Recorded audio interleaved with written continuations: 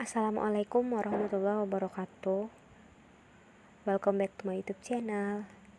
Dalam video kali ini, saya Dwi Ambarwati Nur Ahmatullah dengan nomor induk mahasiswa 64114200039 akan menjelaskan tentang proyeksi penduduk guna memenuhi penugasan mata kuliah dasar kependudukan.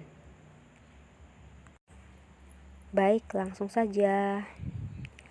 Proyeksi penduduk merupakan perhitungan ilmiah yang didasarkan pada asumsi dari komponen-komponen laju pertumbuhan penduduk, yaitu kelahiran, kematian, dan perpindahan atau migrasi.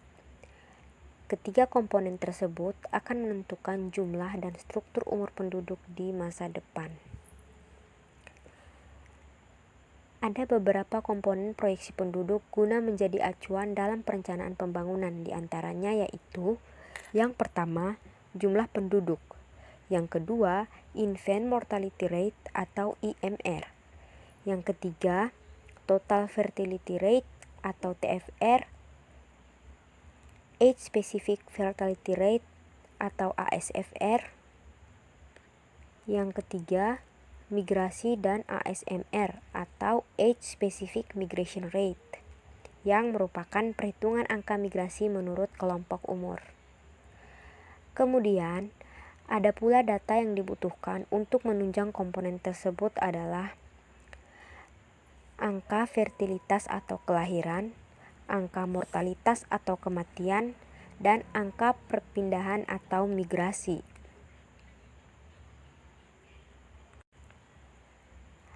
Adapun tujuan dalam pembangunan kesehatan yang berhubungan dengan proyeksi penduduk yaitu yang pertama, dimensi pembangunan manusia untuk meningkatkan derajat kesehatan dan status gizi masyarakat melalui upaya kesehatan dan pemberdayaan masyarakat. Yang kedua, dimensi pemerataan antar wilayah untuk meningkatkan pemerataan pelayanan kesehatan. Yang ketiga, dimensi pemerataan antar kelompok sosial ekonomi untuk meningkatkan perlindungan sosial.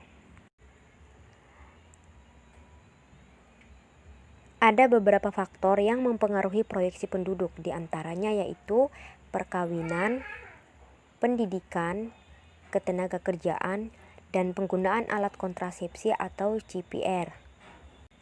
Lalu, bagaimana solusi atau penanganan yang bisa dilakukan jika proyeksi penduduk menunjukkan adanya peningkatan pertumbuhan penduduk? Yang pertama yaitu menggalakkan program transmigrasi. Salah satu program mengatasi kepadatan penduduk tanpa menekan pertumbuhan penduduk adalah dengan menggalakkan program transmigrasi. Transmigrasi merupakan program perpindahan penduduk dari wilayah yang banyak atau padat penduduknya ke wilayah yang masih jarang penduduknya. Transmigrasi ini akan mendorong terjadinya pemerataan penduduk. Jika penduduknya sudah merata, maka hal ini akan mendorong terjadinya pemerataan pembangunan.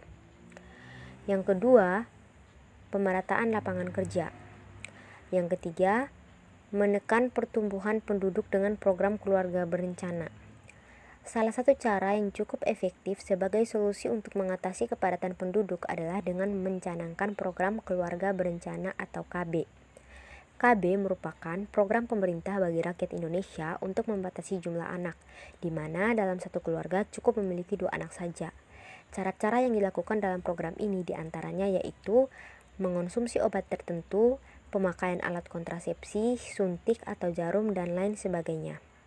Yang keempat, menyebarluaskan pendidikan kependudukan ke berbagai jenjang pendidikan, di mana pihak terkait melakukan sosialisasi kepada masyarakat terkait dengan bahaya kepadatan penduduk. Yang kelima, membuat peraturan mengenai batas minimal usia untuk menikah agar tidak banyak terjadi pernikahan dini yang mengakibatkan banyaknya angka kelahiran. Yang keenam, melaksanakan program pemberdayaan masyarakat dalam berbagai bidang, misalnya ekonomi, pendidikan, dan kesehatan. Dalam bidang ekonomi yaitu pemberdayaan UMKM atau usaha mikro kecil menengah. Dalam bidang pendidikan yaitu peningkatan sarana dan prasarana pendidikan, juga tenaga pengajar yang memadai. dalam bidang kesehatan, yaitu peningkatan sarana dan prasarana kesehatan serta mengadakan promosi dan penyuluhan program kesehatan. Jadi, itulah solusi atau penanganan yang dapat kita lakukan jika suatu waktu proyeksi penduduk menunjukkan adanya tingkat pertumbuhan penduduk yang tinggi. Sekian video hari ini, semoga bermanfaat. Terima kasih.